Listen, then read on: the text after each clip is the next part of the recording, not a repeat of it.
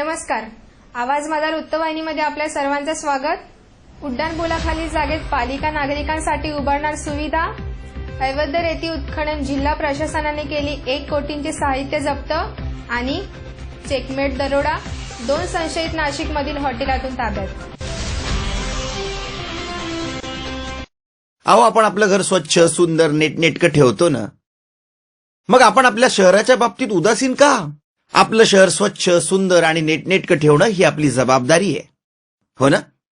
मग उचला फोन आणि विना परवाना होर्डिंग्स बॅनर्स कुठे दिसले तर 1800-222-108 या टोल फ्री क्रमांकावर कळवा किंवा 7506946155 या भ्रमणध्वनीद्वारे आपली तक्रार नोंदवा किंवा महापालिकेने तयार केलेल्या स्टार ग्रेड ऍप्लिकेशनद्वारे आपली तक्रार नोंदवा. त्याची दखल त्वरित घेतली जाईल. लक्षात घ्या, आपला छोटासा सहभाग आपलं शहर स्वच्छ सुंदर आणि नेटनेटकं बनवू शकतो. जसं आपलं घर तसं आपलं ठाणे शहर.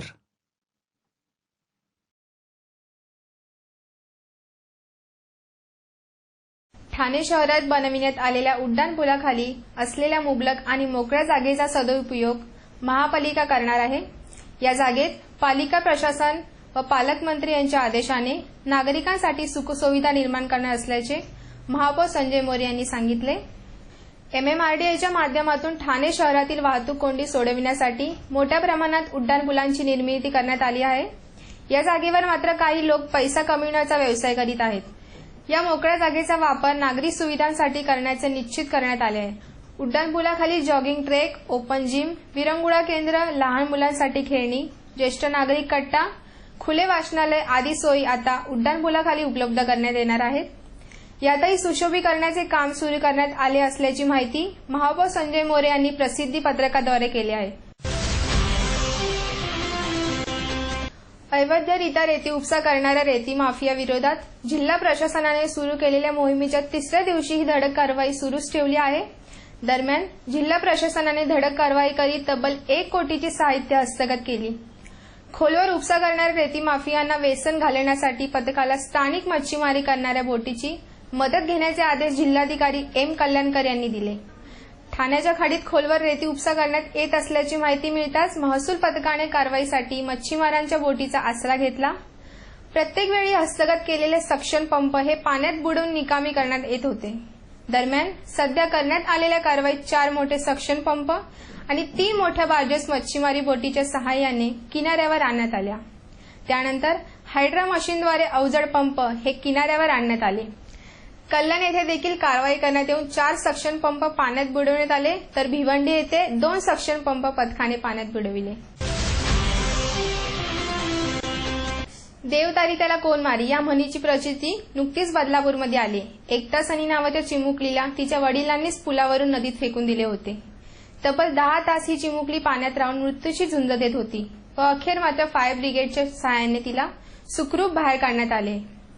बदलापूर पोलीस आता तिच्या नराधम बापाचा शोध घेत आहेत. रात्री 8 वाजण्याच्या सुमारास गांधी टेकडीवर राहणाऱ्या एकता सैनी या 6 वर्षाच्या चिमुकलीला तिच्या वडिलांनी चप्पल देण्याच्या बहाण्याने घरातून बाहेर काढले. त्यानंतर तिला एरंजड गावातील उल्हास नदीच्या पुलावर नेले आणि तिला पुलावरून खाली फेकून दिले. मात्र नदीत पाण्यावर जलपर्णी वनस्पतीचे आच्छादन असल्याने ती त्या जलपर्णीवरच तरंगली. रात्रभर ती त्या नदीच्या पुलाखाली जलपर्णी वनस्पतीवर बसून राहिली.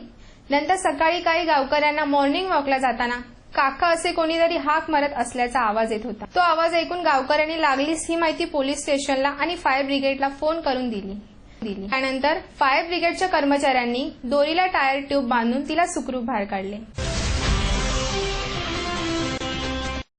स्वप्नील जोशी, तरुण, सुपरहिट, विश्वासार्ह आणि सगळ्यात वेगानं वाढणारा brand. Ready ready ready TJSP, तरुण, फायनान्शियली स्ट्रॉंग, तुमचा विश्वास जपणारी आणि सगळ्यात वेगानं वाढणारी सहकारी बँक. ब्रँड म्हणजे स्वप्नील जोशी आणि बँक म्हणजे TJSP. जाऊ तिथे खाऊ अशी प्रचिती येणाऱ्या कल्याण डोंबिवली महानगरपालिकेत ठेकेदारांकडून पैसे उकळणाऱ्या अधिकाऱ्यांची पोलखोल करणारे स्टिंग ऑपरेशन समोर आल्यामुळे पालिका वर्तुळात एकच खळबळ उडाली आहे. महापालिकेचे तत्कालीन शहर अभियंता पी.के. उगले आणि बांधकाम विभागाचे कार्यकारी अभियंता दीपक भोसले ठेकेदारांकडून पैसे स्वीकारत असल्याचा व्हिडिओ समोर आला आहे. सदरचे स्टिंग ऑपरेशन महापालिकेतील एका कर्मचाऱ्याने केले असल्याचे त्यांनी मुख्यमंत्री देवेंद्र फडणवीस यांना दिलेल्या पत्रात नमूद केले आहे. केडीएमसी प्रशासनातील भ्रष्टाचाराचा नवा नमुना एक वादग्रस्त व्हिडिओतून समोर आला आहे. महापालिकेचे तत्कालीन शहर अभियंता पी.के. उगले आणि बांधकाम विभागाचे कार्यकारी अभियंता दीपक भोसले बांधकाम विभागातील फाईलवर मंजुरीसाठी स्वाक्षरी करण्यासाठी पैसे उकळत असल्याचे या स्टिंग ऑपरेशनमध्ये स्पष्टपणे दिसून येत आहेत. यामध्ये अधिकारी आणि ठेकेदार यांच्यात झालेला संवाद देखील अधिकाऱ्यांच्या भ्रष्ट कारभाराची साक्ष देत आहे. यामध्ये शहर अभियंता पी.के. उगले हे ठेकेदारांकडून पैसे घेताना मैं आपको कभी हैरान करता हूं क्या, ऐसा कभी हुआ है क्या असा संवाद या व्हिडिओत कैद झाला आहे. त्याचप्रमाणे आपल्या राहत्या घरी ठेकेदारांकडून पैसे उकळणाऱ्या कार्यकारी अभियंता दीपक भोसले आणि ठेकेदारात झालेल्या संवादात अधिकारी भोसले यांनी मी तुमची फाईल कधी अडवली का, तुमचे काम मागील नगरसेवक निधीचे काम होते, आता नगरसेवक दुसरे आहेत असे प्रश्न करीत ठेकेदारांकडून पैसे स्वीकारले आहेत. ठाण्याच्या तीनहात नाका येथील चेकमेट सर्व्हिसेस प्रायव्हेट लिमिटेड कंपनीच्या कार्यालयात पडलेल्या पूर्वनियोजन दरोड्याने संपूर्ण ठाणे पोलीस यंत्रणाच कामाला लागली. दरम्यान 2 संशयितांना पोलिसांनी ताब्यात घेतले आहेत. अन्य आरोपीही लवकरच गजाआड असतील असा विश्वास पोलीस व्यक्त करीत आहेत.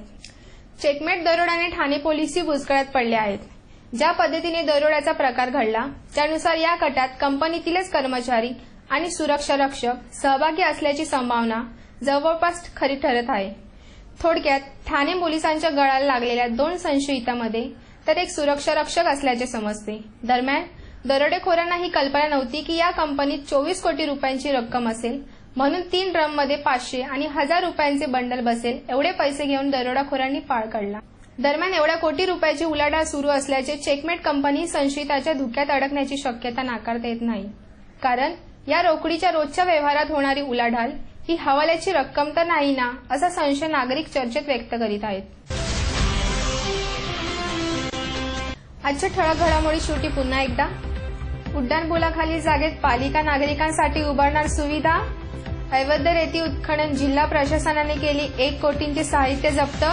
आणि चेकमेट दरोडा 2 संशयित नाशिकमधील हॉटेलातून ताब्यात. काही सूचना अथवा समस्या असल्यास त्या आमच्यापर्यंत जरूर पोहोचवा. आम्ही तुमचा आवाज नागरिकांपर्यंत नक्की पोहोचवू.